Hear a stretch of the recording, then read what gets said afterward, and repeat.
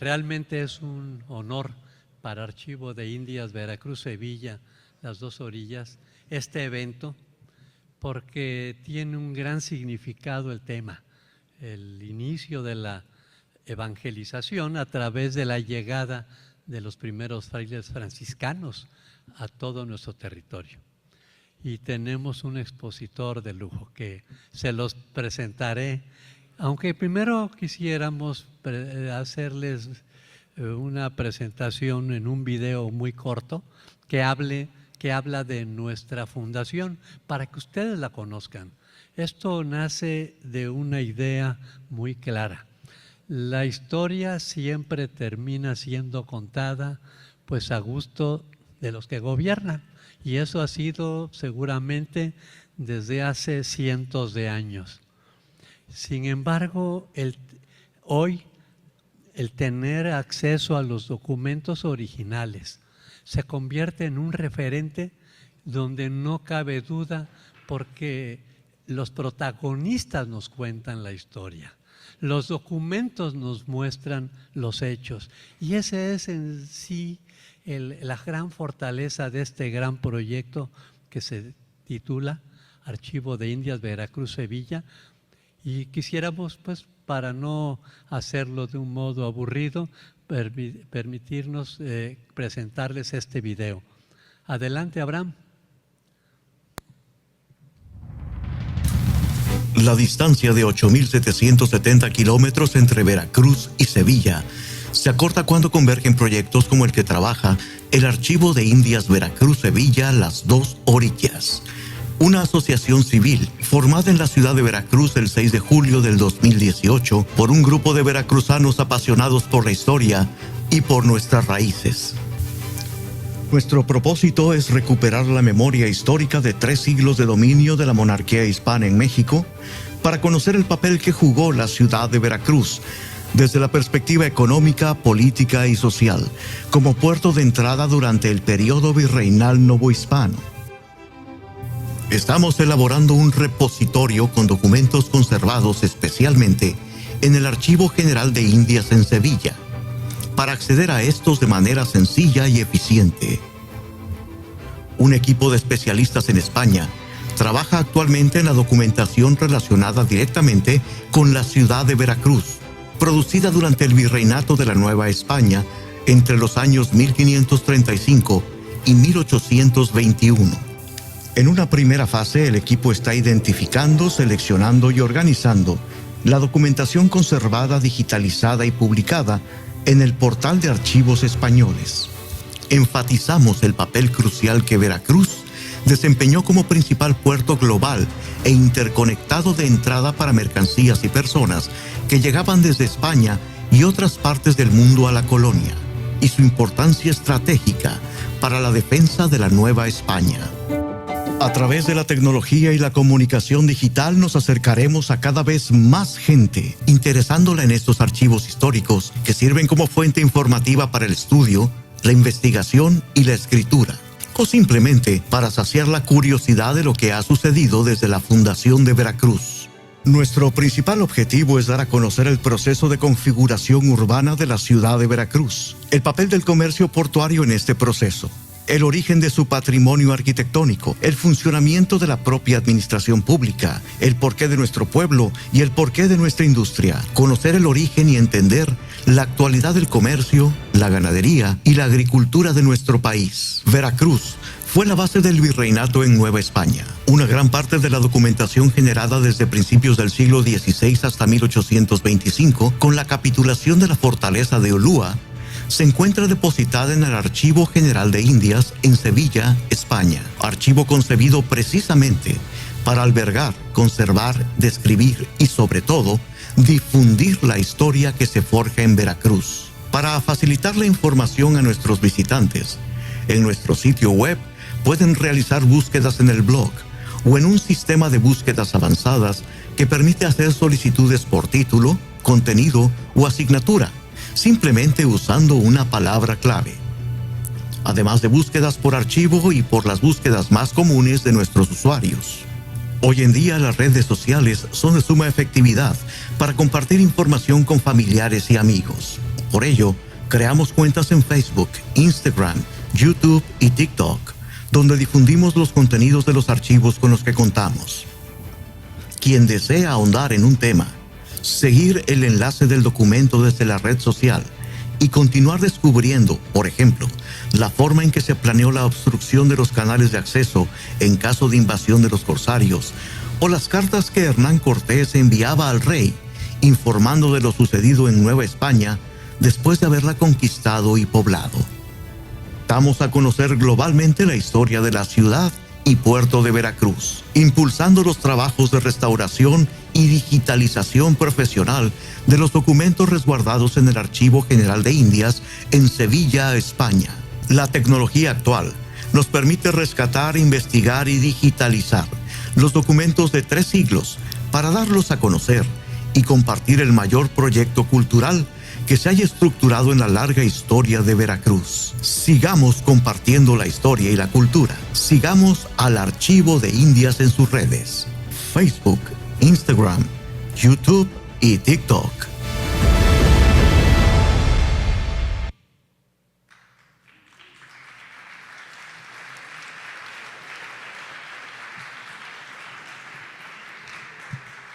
¿Nos encienden la luz, por favor? ¿Nos podrían encender la luz? Bien, pues como ven, es un gran proyecto que con mucho orgullo podemos decir que quienes iniciamos este proyecto, pues nos hemos comprometido con él. El corazón es la parte documental que está con el trabajo de nuestra gente allá en Sevilla, pero lo que pretendemos es crear realmente un gran centro cultural que bajo la imagen que nos da Archivo de Indias nos permita generar el interés de la gente por conocer nuestra historia. Esto también hay que decirlo y quisiera dar nuestro agradecimiento, pues requiere de recursos. Aquí, por ejemplo, que estemos aquí ahora, pues se debe precisamente al apoyo de la empresa de Rafael Chantres Oreza, que nos financió la renta del lugar, pero también todo el proceso de digitalización. Tenemos el respaldo de 3 empresas que han sido fundamentales para empezar los trabajos. Estábamos hablando de 3 empresas portuarias que son CEPSA, representada por Edgar Chaín, quien además preside el Consejo Consultivo, también CICE, que está patrocinando, y CABE también, y parece que próximamente TAMSA. Gerardo, ya teníamos el aviso de que íbamos a empezar también, y esto esperamos que crezca y realmente podamos hacer que Veracruz tenga ese lugar que merece como una ciudad fundamental por donde inició la historia del México moderno y donde terminó también todo este proceso del virreinato a partir de la salida del último contingente de San Juan de Ulúa.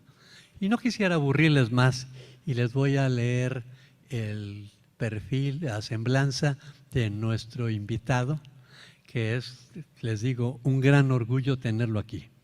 Manuel Hernández Ruy Gómez nació en Bilbao, España, y ocupa desde noviembre del 2021 el cargo de Cónsul General de España en México. Es un gran conocedor de Iberoamérica. Es licenciado en Filosofía y Letras y doctor en Historia de América por la Universidad Complutense de Madrid.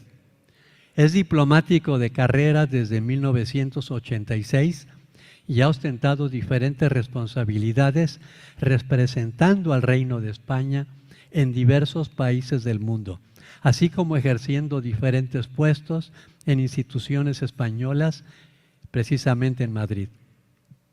Entre las diversas funciones desempeñadas, pues están, por ejemplo, desde embajador de España en Angola en 2017, jefe del Departamento de Protocolo de la Presidencia del Gobierno de España en 2014, embajador de España en Haití en 2011, cónsul general de España en Santo Domingo, República Dominicana. En 2005 fue nombrado subdirector general de Mercosur y Chile en el Ministerio de Asuntos Exteriores y Cooperación de España. En agosto del 2004 fue nombrado asesor diplomático del presidente del Gobierno de España a cargo de los asuntos iberoamericanos, así como de los multilaterales. Entre 1999 y 2003 fue segundo jefe de la Embajada de España en Costa Rica. En 1996, consejero diplomático en el gabinete de la Presidencia del Senado de España. De 1992 a 1996, adjunto al representante permanente de España ante el Consejo de Europa y el Parlamento Europeo, con sede en Estrasburgo, Francia. De 1989 a 1992 fue segundo jefe de la Embajada de España en Managua, Nicaragua. Entre 1987 y 1989, segundo jefe de la Embajada de España en Luanda, Angola. También fue director jefe del Caribe en la Dirección General de Política Exterior para Iberoamérica del Ministerio de Asuntos Exteriores de 1986 a 1987.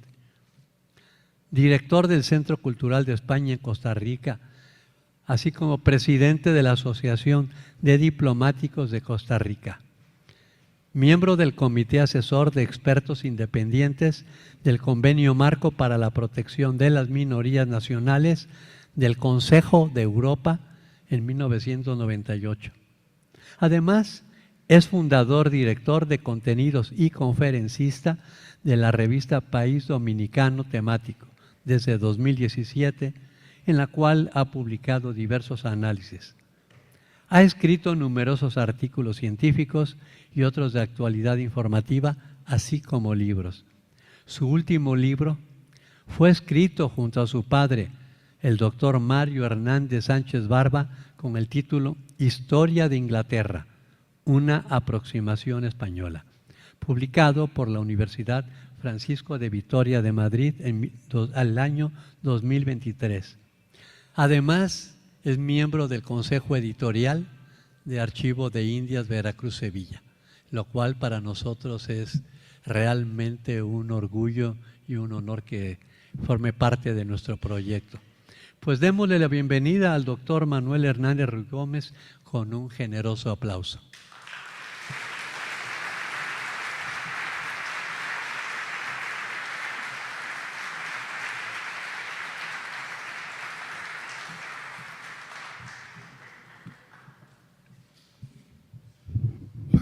Buenas tardes y muchas gracias por estar aquí en este momento tan importante para mí, en esta ciudad tan emblemática de los Estados Unidos mexicanos y para mí tan querida también, porque, bueno, desgraciadamente vivo en México capital y no es, desde luego, una ciudad vivible, ¿no? Y esta, en cambio, es muy vivible y además tiene el calorcito caribeño.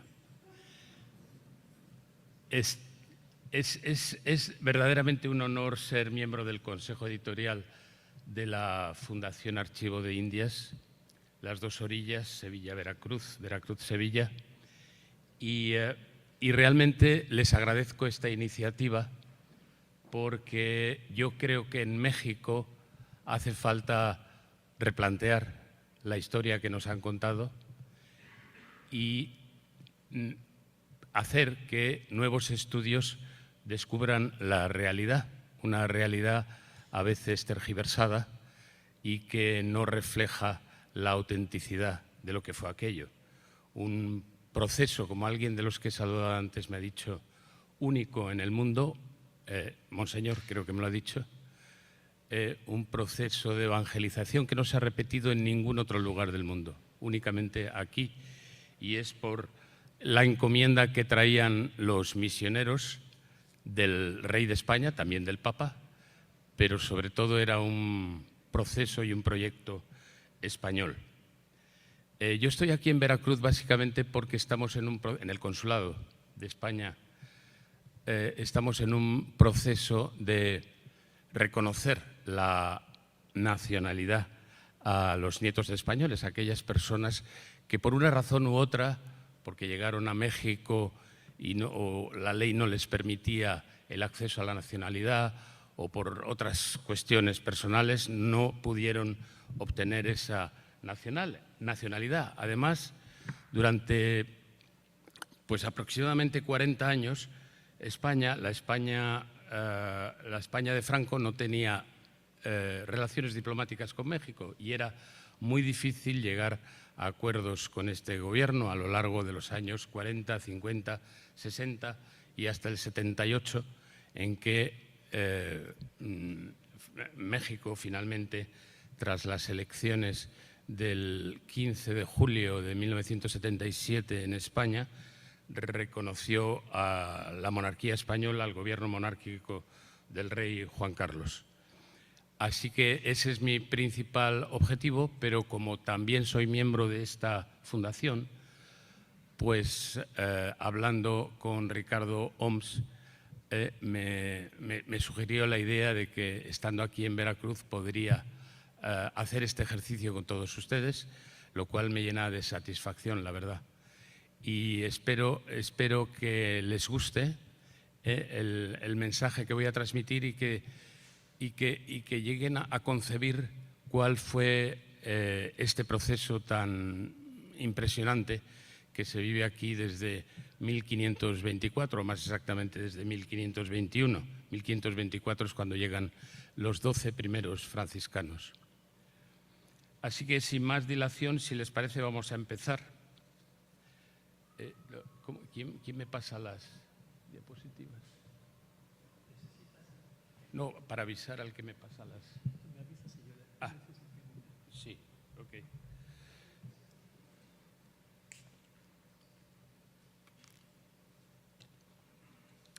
En 1524, al poco de la caída de Tenochtitlán y del afianzamiento político de España en Mesoamérica, llegaron a estas tierras los primeros frailes de una congregación religiosa.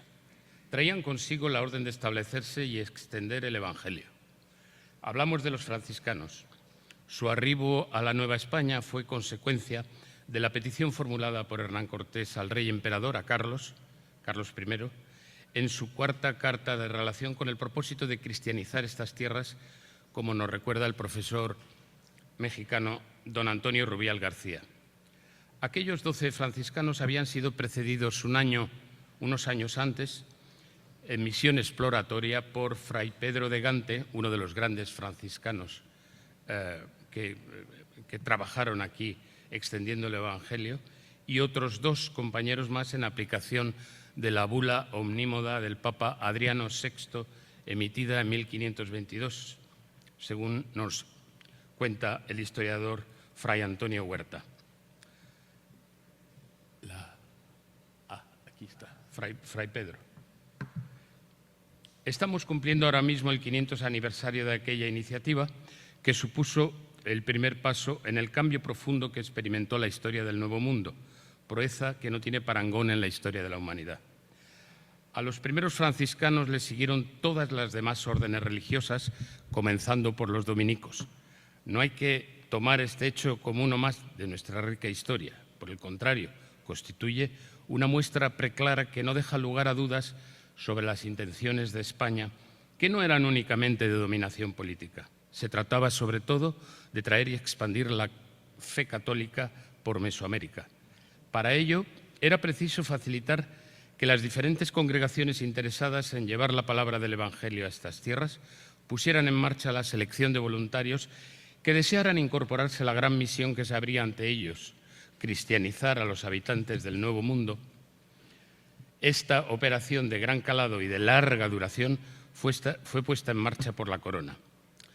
A América se transfirieron los fundamentos y valores de la civilización greco-judeo-cristiana, lo que conocemos como civilización occidental. Y déjenme que les explique más o menos lo que es la civilización occidental, que también conocemos como, acabo de decir, civilización greco-judeo-cristiana o con mayor precisión greco-romana judeo-cristiana. Es el conjunto de valores y principios, los rasgos esenciales de la cultura predominante en los países occidentales, incluyendo al conjunto de América y a los países ortodoxos del este de Europa. Este complejo de rasgos ha ido influyendo y calando en la mentalidad de hombres y sociedades desde varios siglos antes de Jesucristo y a lo largo de los más de 2 milenios que nos preceden hasta formar parte de su esencia ontológica. Civilización occidental es la Torá y es el resto de los libros que componen el Antiguo Testamento. Es la Grecia clásica, su filosofía, Sócrates, Platón, Aristóteles, Aristófanes, sus grandes filósofos, los grandes filósofos ya los dije, es la mitología griega también y sus leyendas. También es la Roma imperial y sus grandes políticos, Cicerón, Trajano, Marco Aurelio, sus grandes filósofos, Séneca, Diógenes, Laercio, Plinio el Viejo, Epíceto, sus grandes literatos, Virgilio, Ovidio, Horacio, Tácito, Quintiliano, su mitología derivada de la helénica. Es el cristianismo a partir de los evangelios y el mensaje de amor al prójimo, lo que con el tiempo devino en la doctrina de los derechos humanos. O sea, los derechos humanos no se conciben sin el fundamento esencial del cristianismo, que es el amor al otro. Son también los grandes autores y doctores de la Iglesia, como San Jerónimo, San Agustín de Hipona, San Gregorio Magno, San Isidoro de Sevilla, Santo Tomás de Aquino, Francisco de Vitoria y la Escuela de Salamanca, Santa Teresa de Jesús, San Juan de la Cruz, entre muchos otros, son los grandes filósofos como Hobbes, Locke, Descartes, Leibniz, Hume, Kant, Montesquieu, Bentham, Adam Smith, Santayana. Igualmente es la Revolución Gloriosa de Inglaterra en 1688, también lo es, civilización occidental, la Revolución de Independencia estadounidense y su Constitución. Es la Revolución Francesa de 1789 y también es el marxismo.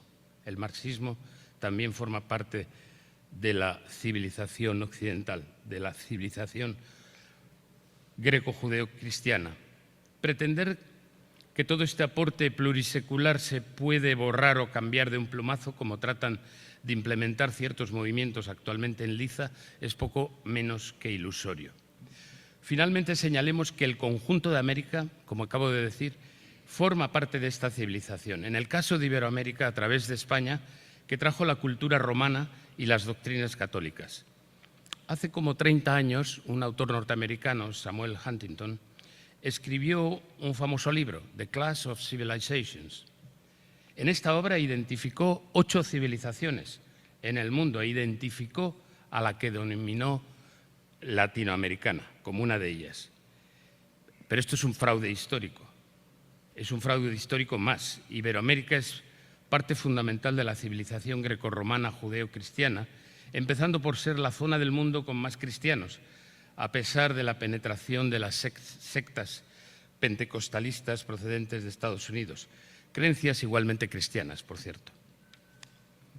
Entonces, como decía, la civilización occidental, judeocristiana y grecorromana fue traída por España a estas tierras y esta operación se llevó a cabo mediante aquellos primeros franciscanos y las órdenes religiosas que le siguieron. Quiero subrayar que cuando hablo de América me refiero a todo el continente, no a lo que los vecinos del norte han usurpado.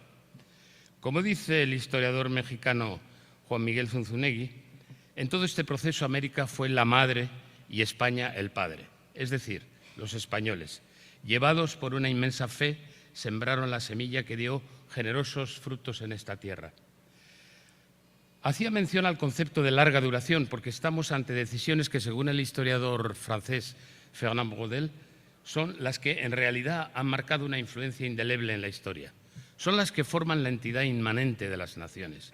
el hecho de que la Corona de España determinara que la evangelización de América era una prioridad absoluta de su acción en este continente tiene una repercusión profunda y fundamental en estos países y personas, entidades que hoy no se conciben sin su esencia cristiana.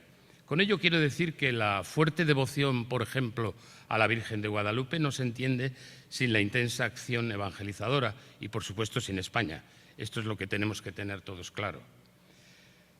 La siguiente. Ya está.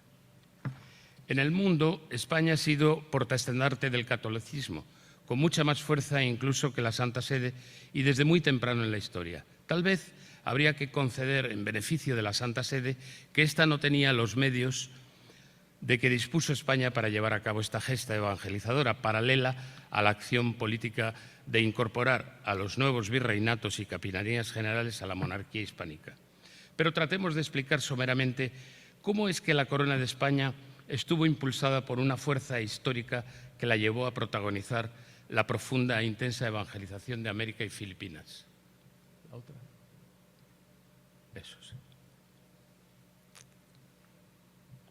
Ya desde el año 589, hace 1435 años, el rey visigodo de Hispania, Recaredo, tomó la decisión de acabar con la herejía arrianista que dividía al país entre ocupantes visigodos y ocupados los hispanos romanizados. En efecto, en el tercer concilio de Toledo, Recaredo anunció que abjuraba del arrianismo y se convertía al cristianismo católico y con él todos los visigodos, aceptando y acatando la autoridad religiosa de Roma. Es por ello que, desde mi punto de vista, el año 589 es una fecha esencial, crucial en la historia de España y, por ende, de América. Un momento en el que el país peninsular decidió realizar un recorrido concreto, identificándose con el credo católico y formando un ente político-religioso inseparable. Desde el año 589, la trayectoria histórica de España no se entiende sin su esencia católica, guste o no guste. Es un hecho incontrovertible. Por eso decía que si a mí me preguntaran cuál es la fecha esencial, la central de la historia de España, tengo claro que no son ni el 718, batalla de Covadonga, ni el 1492, descubrimiento de América, ni el 1521, consolidación de la conquista de México, ni 1741, año de la derrota de Gran Bretaña en Cartagena de Indias, triunfo que impidió la penetración británica en Sudamérica, a pesar de la respectiva importancia trascendental de aquellas fechas. Es el año 589, por favor. A raíz de la invasión musulmana de la península ibérica en el 711, se produjo una reacción en los territorios norteños de Hispania. Su objetivo está mayoritariamente aceptado por la historiografía. Había que rebelarse ante el dominio extranjero y a la imposición de un credo ajeno a los habitantes de Hispania. Así, un líder asturiano, y sé que aquí hay muchos asturianos y descendientes de Asturias, dicen en España: Asturias es España y lo demás tierra conquistada a los moros. Bueno, don Pelayo tomó las riendas de la insurrección frente al invasor. Más o menos entre el 718 y el 721, hay alguna controversia al respecto, los asturianos emboscaron a las tropas del gobernador musulmán del tercio norte peninsular, aniquilándolas. Fue la batalla de Covadonga, momento en el que se inició la reconquista, una acción política, militar y religiosa continuada y sistemática, como la que fue en América, por cierto, después. Aquellos aproximadamente 800 años de lucha metódica y sin descanso no se explican sin la impronta religiosa. Mientras aquello sucedía, es decir, la ocupación musulmana y la reacción cristiana, comenzó a correr por Hispania la noticia de que los restos del apóstol Santiago habían aparecido en Galicia, el noroeste peninsular. Y aquella nueva se extendió rápidamente desde tierras hispánicas hacia Europa. A ello contribuyó la obra del obispo San Isidoro de Sevilla, uno de los doctores de la Iglesia que he mencionado antes, titulada De Ortu et Ubitu Patrum, y la difusión que en Europa hizo el obispo inglés Adelmo de Sherborne.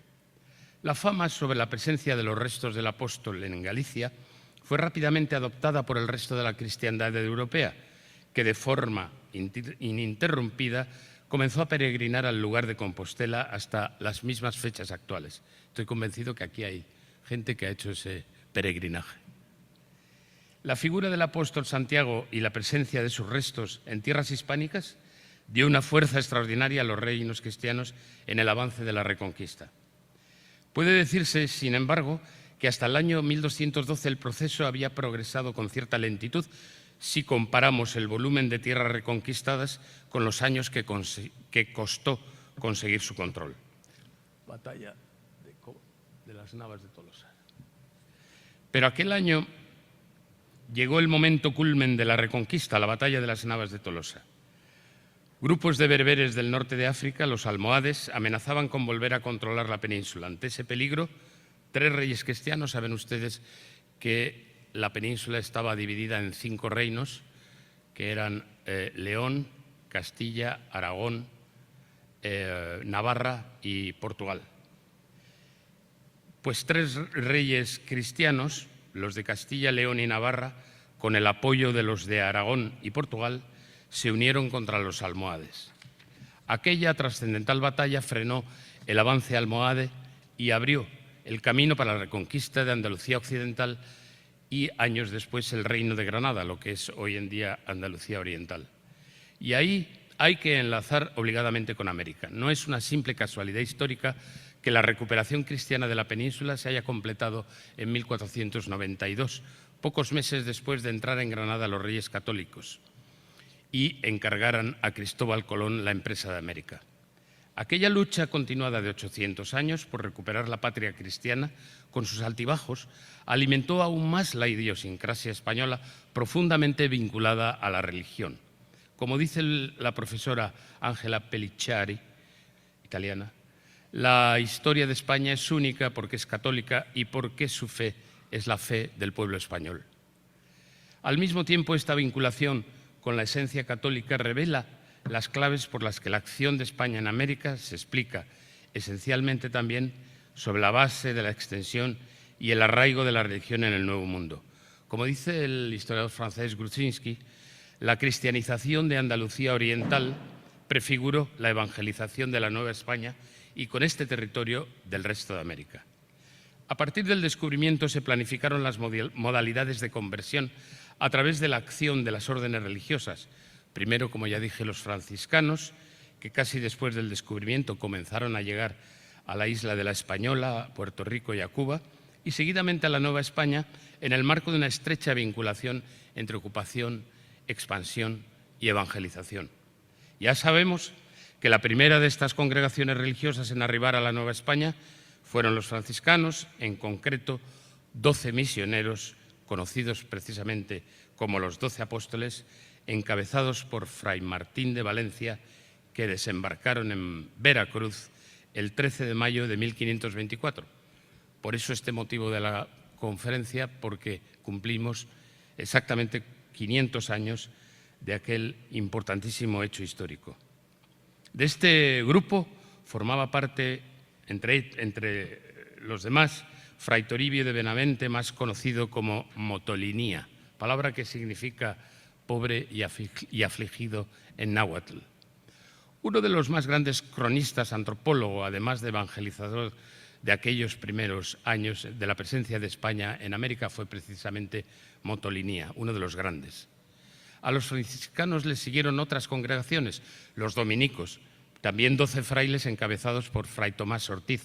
En 1526 los agustinos, 7 en total. En 1533 a las órdenes de Fray Francisco de la Cruz, los jesuitas. En 1572 los carmelitas. En 1585, a partir de 1585, otras muchas órdenes más. Ninguna de ellas podía ignorar la invitación que les estaba proponiendo la corona, desde el punto de vista de su vocación y del mensaje de Cristo, contenido en Marcos 16, versículos 15 al 18. Id por todo el mundo y predicad el Evangelio. El que creyere y fuere bautizado será salvo. Los franciscanos fueron los primeros en decir: presente, cuenten con nosotros.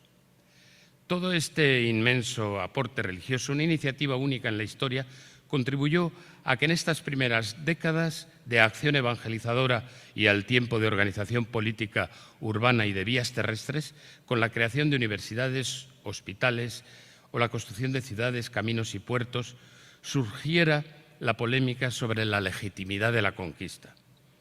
El primero que llamó la atención sobre los abusos que se estaban cometiendo en la Española fue Fray Antonio de Montesinos, un dominico que pronunció un sermón el cuarto domingo de Adviento, 21 de diciembre del año 1511, en Santo Domingo, República Dominicana actualmente.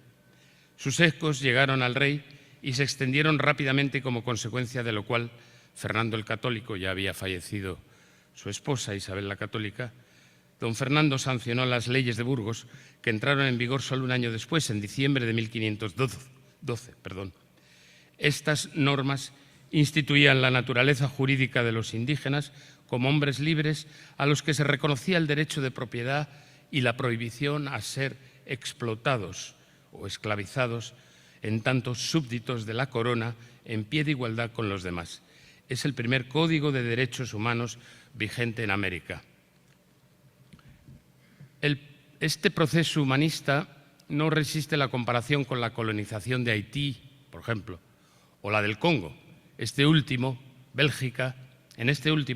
territorio africano, Bélgica llevó a cabo un proceso brutal de explotación de seres humanos y del territorio, nada menos que en el siglo XX, 100 años después de la Declaración de los Derechos del Hombre y del Ciudadano de 1789 en Francia.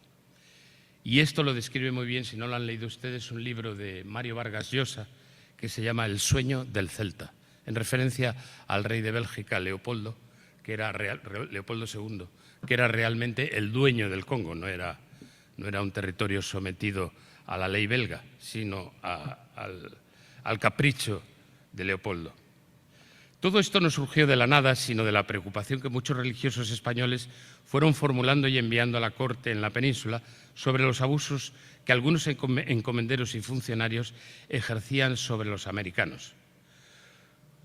Por cierto, que el rey de España, no sé si lo saben ustedes, en su visita a Oaxaca en enero de 1990, pronunció un discurso en el que condenó y pidió disculpas, como exige un señor que está, por ahí. Pronunció un discurso en el que condenó y pidió disculpas en relación con dichos abusos. El discurso está publicado, si lo quieren comprobar, lo pueden encontrar en Internet, y al igual que cada uno de los que pronuncia el rey de España, y es accesible a todos los que quieran leerlo. Colegio de San Gregorio. Varios años antes de la celebración de la convocatoria de la fundamental Junta de Valladolid en 1550 en el Colegio de San Gregorio, Fray Bartolomé de las Casas fue recibido en audiencia por el rey emperador Carlos I. En esta conversación, el fraile dominico transmitió al monarca sus inquietudes sobre los abusos de los indígenas. El rey reaccionó con prontitud y mandó al Consejo de Indias que, tras suspender la conquista, realizara una investigación al respecto. Como consecuencia de aquella pesquisa, Carlos I firmó en Barcelona y mandó proclamar en 1542 las llamadas leyes nuevas. En este corpus legislativo, el soberano reafirmó su autoridad sobre los encomenderos y todo tipo de funcionarios de la corona. Portada de las leyes nuevas. Estamos ante una decisión fundamental de la historia de España, una norma legal de defensa de los derechos de los indígenas que en sí misma enaltece la obra hispánica desarrollada en América a partir de 1492 y en la Nueva España desde 1521. Es un corpus legal que logra corregir una deriva desdichada. Con todo, esta iniciativa real no surgió de la nada. Ya la corona, desde los tiempos de Isabel la Católica, había ordenado el buen trato a los naturales de América y la prohibición absoluta de esclavizarlos. Las leyes nuevas de Carlos I llegaron para perfeccionar la doctrina normativizada en las leyes de Burgos y volvieron a prohibir la esclavitud, así como los trabajos forzados, llegando incluso a proscribir las encomiendas con muy escasas excepciones. Ambos códigos constituyeron los antecedentes de la doctrina de los derechos humanos. Hay que reconocer a las casas y a su iniciativa, revolucionaria para la época y al rey emperador Carlos, el haber sabido apreciar desde su perspectiva humanista la importancia de emitir aquel corpus legal sin el cual no se entiende la historia de España en América. Por favor. Juan Ginés de Sepúlveda lo tienen ahí. De la presión ejercida por las casas surgió por decisión real la conocida como Junta de Valladolid en 1550, en la que el dominico y el presbítero cordobés Juan Ginés de Sepúlveda debatieron, el dominico, las casas, y el presbítero cordobés Juan Ginés de Sepúlveda debatieron ampliamente y durante meses sobre la legitimidad de la conquista. Como señala uno de los historiadores especializados en la figura de Fray Bartolomé de las Casas, el estadounidense Louis Hanke, aquella fue, y cito literalmente, aquella fue la primera y última vez que un imperio organizó oficialmente una investigación sobre la justicia de los métodos que empleaba para ampliar sus dominios. Sobra decir que el protagonista de aquella Junta de Valladolid fue Las Casas, con una larga vinculación con las tierras descubiertas. Había viajado a América como laico en alguno de los viajes de Colón. Más tarde profesó como dominico, llegando a ser el primer obispo de Chiapas, de ahí San Cristóbal de las Casas. No tenía un conocimiento teológico profundo. En América vivió más de 30 años de su larga vida adulta, fruto de los cuales fue su opúsculo Brevísima relación de la destrucción de las Indias, considerado, por cierto, como el origen de la leyenda negra antiespañola, una vez manipulado por las potencias enemigas de España, las potencias europeas. Sepúlveda era, por el contrario, un estudioso de la teología y del derecho. Fue cronista y capellán del rey emperador y preceptor de su hijo, el príncipe Felipe. Defendía la conversión forzada de los indígenas desde la perspectiva de quien se sabía en posesión de la fe verdadera y de este modo poderla legar a otras poblaciones. Era en consecuencia defensor del derecho de conquista. En San Gregorio se reunieron altas personalidades, el Colegio de San Gregorio en Valladolid, se reunieron altas personalidades del Consejo de Indias y del Consejo de Castilla, así como 4 teólogos reconocidos, 3 dominicos, Domingo de Soto, Bartolomé Carranza y Melchor Cano, y un franciscano, Fray Bernardino de Arévalo, conocido defensor de las tesis de Sepúlveda.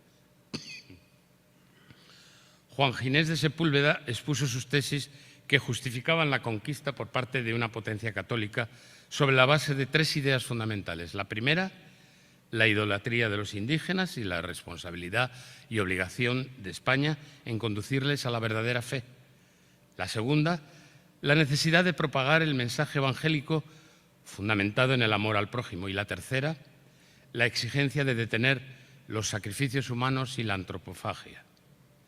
Las Casas pensaba, y así lo expuso, que el evangelio había que propagarlo convenciendo a los naturales americanos y no coaccionándoles. Defendía que sus costumbres no eran bárbaras y si practicaban los sacrificios humanos era por ignorancia o por costumbre, por lo que se imponía la persuasión sobre el castigo. Fue un gran debate en el que Sepúlveda se impuso sobre la base de fundamentos bien sustentados en la teología, mientras que Las Casas despertaba más simpatías entre los participantes. Desde luego, este proceso influyó decisivamente en la humanización de la incorporación de unos territorios a un reino extracontinental. Aquel debate vallisoletano sobre el que la corona no se pronunció, tal vez buscando escuchar únicamente las posiciones de ambas partes, evidenció por su sola celebración que la monarquía refutaba y condenaba la tesis de que los indígenas eran inferiores y, de hecho, así lo combatieron todas las leyes que se fueron aprobando desde el mismo descubrimiento. Todo ello en una época en la que estábamos todavía lejos de la universalización de los derechos humanos. De más está decir que la conciencia de la humanidad sobre lo que son los derechos humanos y su necesidad de protegerlos por los poderes públicos nació aquí, en América. Solo esta polémica pone de relieve que la leyenda negra antiespañola no es más que una gigantesca falacia construida sobre bases de rivalidad. Su pretensión era la de disminuir la eficacia de la potencia política hispana en América y también en Europa. No olvidemos que España lideraba la lucha contra la herejía luterana y contra el anglicanismo en el oeste y contra el expansionismo y la agresividad turco-musulmana en Oriente. Fray Francisco de Quiñones. La siguiente, por favor.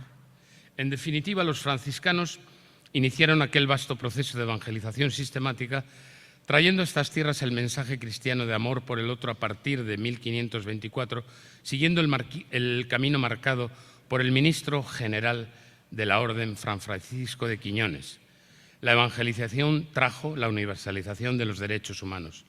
En la instrucción escrita que les da a aquellos nuevos 12 apóstoles, Quiñones les dice literalmente: «Me pareció que a Cristo no le faltaban injurias en la Nueva España, y sintiendo esto y siguiendo las pisadas de nuestro padre San Francisco», cuando dice las injurias en la Nueva España se refiere a las injurias y abusos que practicaron algunos encomenderos y funcionarios en estas tierras. Y dice: sintiendo esto y siguiendo las pisadas de nuestro padre San Francisco, acordé enviarles a aquellas partes, mandando en virtud de santa obediencia que aceptéis este trabajoso peregrinaje.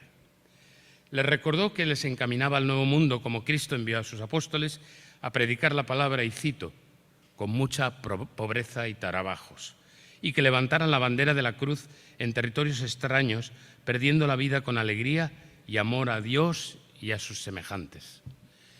Este fue básicamente el ejemplo que cundió en América y que supieron seguir las demás órdenes religiosas, que se sumaron a la acción integradora de la corona. Las autoridades, por su parte, trabajaban desde una perspectiva política, constituyendo en estos territorios los virreinatos, es decir, reinos propiamente dichos, con una estructura organizativa similar a la de los reinos peninsulares. Es decir, no se les puede llamar colonias, simplificación en la que se cae con frecuencia. Colonias son territorios exclusivamente destinados a la explotación humana y económica. Un solo ejemplo basta para entender lo que acabo de decir. En la América hispánica hubo una profunda acción humanista, prueba de lo cual son los 14 lugares patrimonio mundial de la UNESCO, que tiene, acabo de visitar, por cierto, Tlacotalpan, un pueblo maravilloso, absolutamente único, indescriptible casi.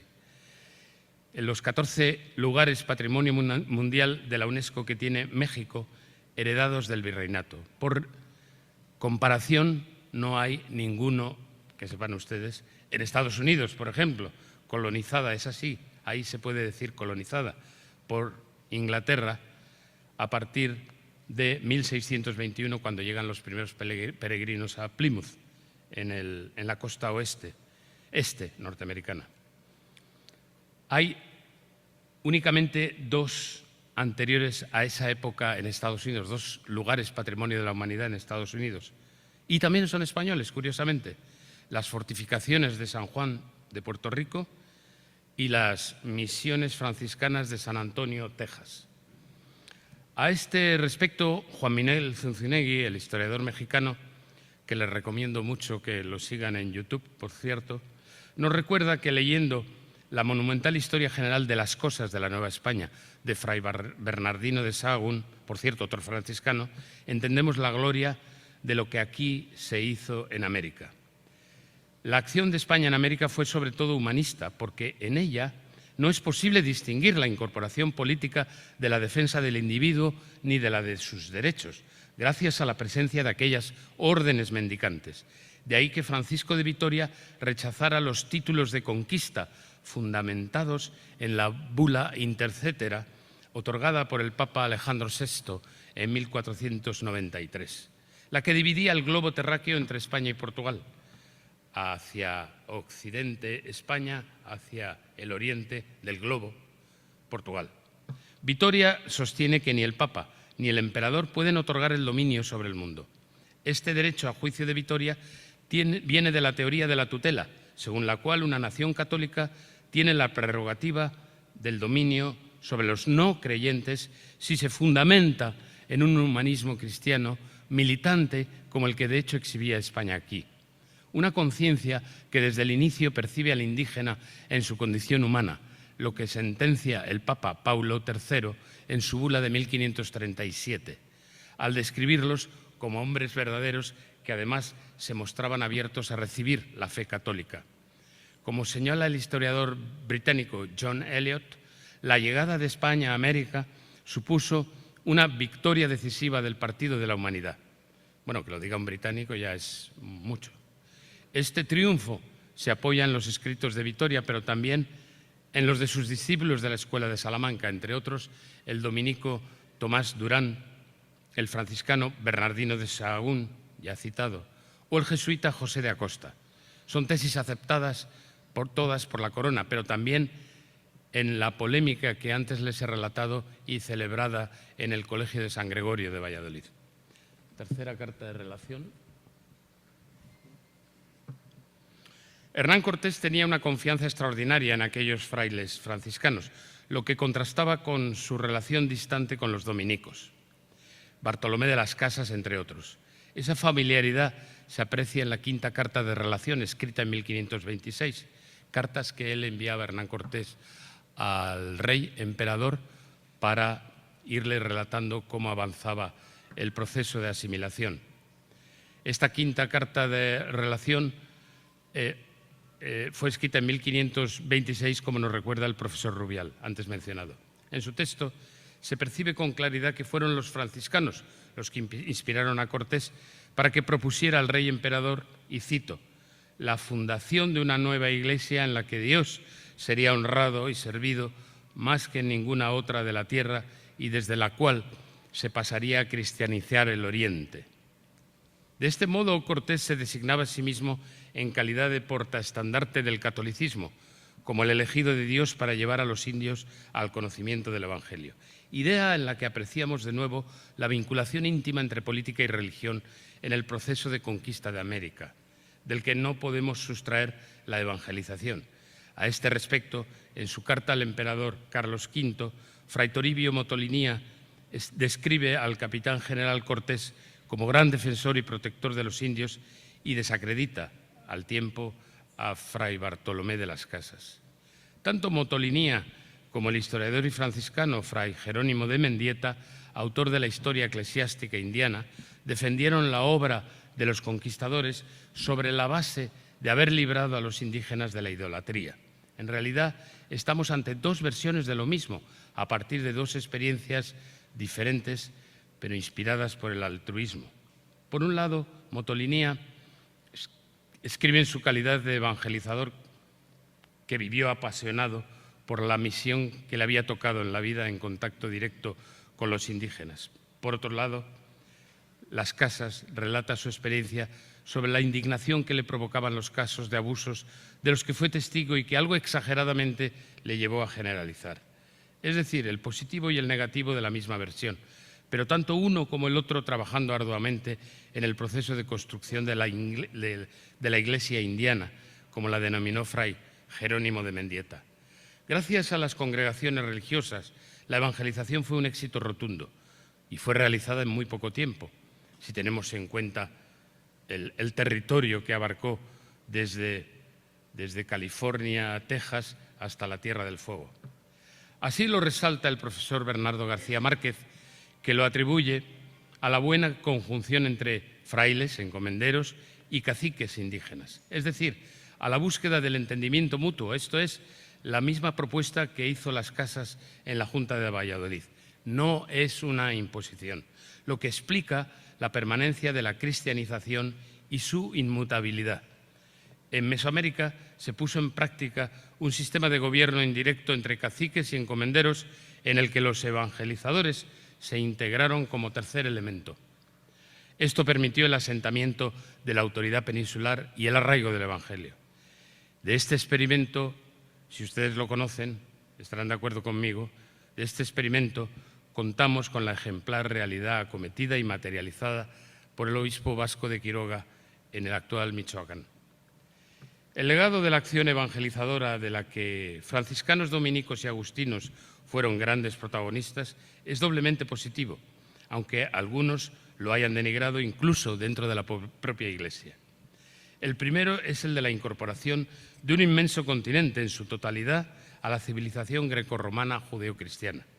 El segundo, la creación, instalación y aplicación de la doctrina de los derechos humanos, así como su codificación, como se observa con detalle en las leyes de Indias, compiladas en 1681 por orden del rey Carlos II, es decir, 9 años antes del Bill of Rights inglés, la que se creía primera recopilación de derechos escrita y aplicada en Europa. No hay derechos humanos si las prerrogativas que se reconocen a un grupo humano, sea este nacional, regional, local o vecinal, no están sustentadas sobre una base escrita. Esto es lo que se llama Estado de Derecho, donde la ley se instituye como el máximo poder al que las autoridades gubernamentales y otras están sometidas en su cumplimiento. Fueron los frailes y los primeros franciscanos los que realizaron la labor inestimable de advertir a la corona sobre abusos realizados por encomenderos y funcionarios. Y fueron los monarcas los que tomaron la decisión de codificar los derechos de los indígenas, obligando así a su cumplimiento. En la América hispana del siglo XVI hubo abusos, ¿y dónde no? Pero lo que sobre todo hubo fue acción proselitista y humanista desde la mentalidad de unos hombres y mujeres que estaban convencidos de hacer el bien, trayendo a estas tierras lo que para ellos es la verdad revelada, sus convicciones más auténticas. Hay que situarse en el pensamiento de aquellos precursores y no juzgarlos desde la perspectiva actual, tras 500 años de evolución hacia la democracia. La Declaración Universal. Lo que hoy conocemos como derechos humanos no es sino la versión laica de la doctrina católica fundamentada en el amarás al prójimo como a ti mismo. Un código de conducta que los estados que lo asumen se obligan a cumplir. Los derechos humanos son los principios cristianos aplicados a la convivencia del día a día bajo la supervisión de los poderes democráticos, tanto político como judicial. Su origen cristiano, nunca reconocido por los países musulmanes, explica que estos no hayan ratificado la Declaración Universal de los Derechos Humanos en la sede de la ONU, de Naciones Unidas, que fue presentada a la firma de los Estados miembros, los Estados miembros de la ONU en 1948. Ningún país musulmán ha firmado ni ratificado esa Declaración Universal. La incorporación del Nuevo Mundo a la cristiandad significó su integración definitiva en Occidente, aunque en el famoso libro The Clash of Civilizations, que antes mencioné, de Samuel Huntington, se identificó a la América iberófona, la que habla portugués y español, como civilización latinoamericana. No hay tal.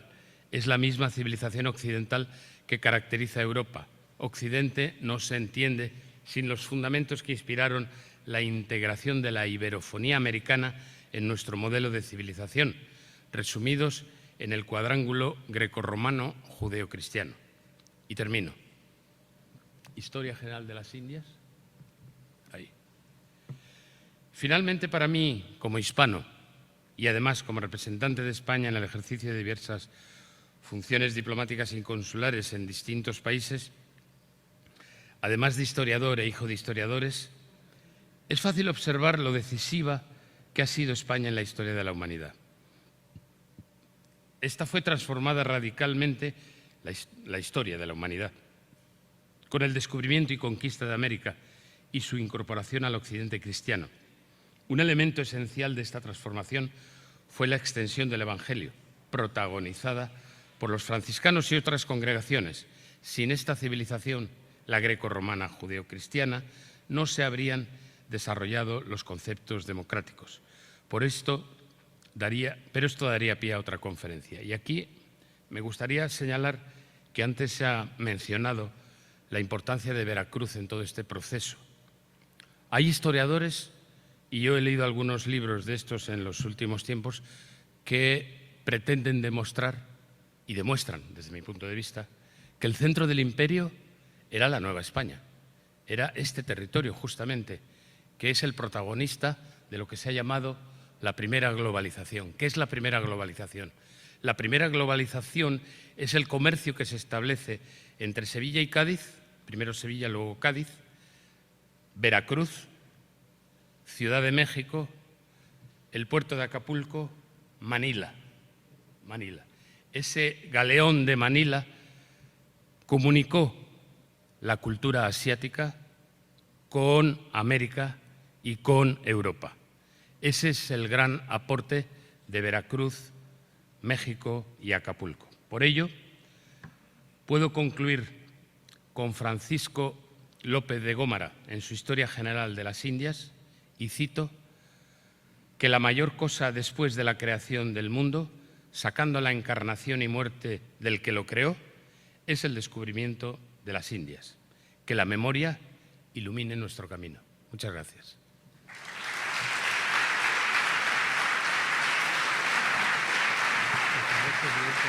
Sí. ¿Tenemos 5 preguntas? Sí. ¿Sí? Perfecto. Entonces,